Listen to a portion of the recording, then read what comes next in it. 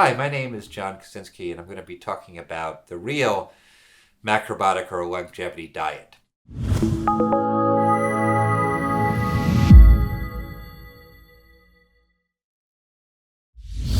I've been involved for over 40 years in teaching macrobiotic diets, the macrobiotic approach to diet.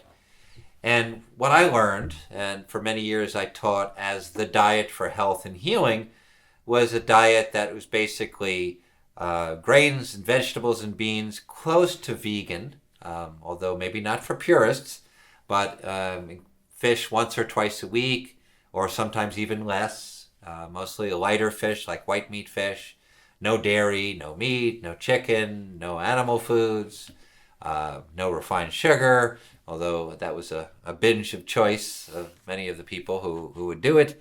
So I taught that for many years, and as I was taught is that this is the macrobiotic diet that everyone should eat for health and healing, and this was the diet that people around the world all ate traditionally.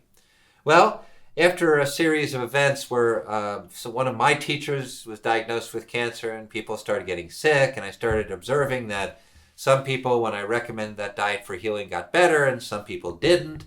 I started to question, especially as more and more teachers got sick and ill and didn't feel well and had various health problems. So I started questioning some of the premises. Was this really a macrobiotic diet? That was one of the first things I talked about. Now, to understand that, many people will look at many of the books that are talking about macrobiotics, the macrobiotic diet, and the word literally means, supposedly from the ancient Greece, the way of longevity.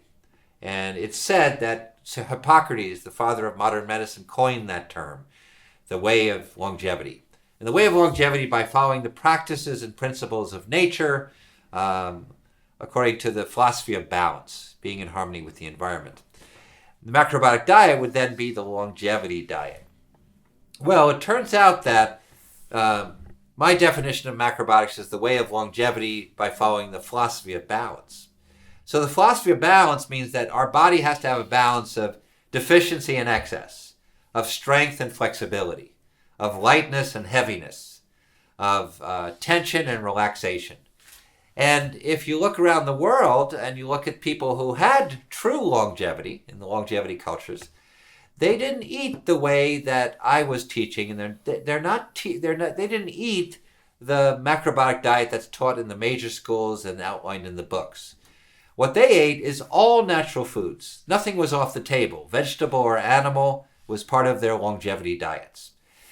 So what I came to realize is that the macrobiotic diet that's being taught in major schools and that's outlined in most of the books until mine come out is the diet basically for fasting. It's basically very low protein, very low nutrient because no animal foods, very low fat, very low sugar, very low calorie. This is a diet for fasting, which can help certain people who have conditions of excess arising from eating a very high animal food diet, with lots of poor quality meat, chicken, dairy products, poor quality fish, along with no vegetables. And people who develop this condition of excess can go on a fasting diet temporarily to help themselves. Some of the same people one woman I knew who I put on this diet for her inflammatory breast cancer, died something like 15 years later of ovarian cancer. The same diet that basically healed her, I believe, played a big role in causing her cancer to come back because she was nutritionally deficient. Eventually, the fasting diet creates nutritional deficiency. And this was said by many of the prominent teachers would be the diet that people ate in Asia, but it turned out it wasn't the diet of Asia either. The only people who ate this kind of diet that's in the books, the macrobiotic diet in the books or close to it, were people who were in poverty, who didn't have enough, they didn't have the ability to add in natural animal foods because they were too poor to afford them. People in poverty always had poor health compared to. So what's the real longevity diet? Real longevity is adequate carbohydrates from things like grains and tubers like potatoes, sweet potatoes. Yes, potatoes were very healthy people, healthy food among healthy people. Adequate protein and nutrients from animal source food, just about on a daily basis. Adequate fat from both saturated fat like butter and vegetable oils like olive oil. Adequate vegetables in their diet of various times that would grow around, but not lots of greens. Greens was not considered a health food among people to eat every meal like they have been promoting in contemporary macrobiotic diets. People ate sugars, natural sugars. They ate natural fruit. They ate foods around them. They ate spices and herbs regularly. These were very much beneficial foods, which are not also featured in macrobiotic diets today.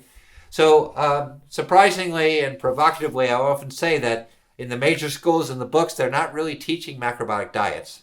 They're teaching a diet for fasting and telling people that this is for everybody. But the real macrobiotic diet is a nutritionally rich diet of natural whole foods of both animal and vegetable sources.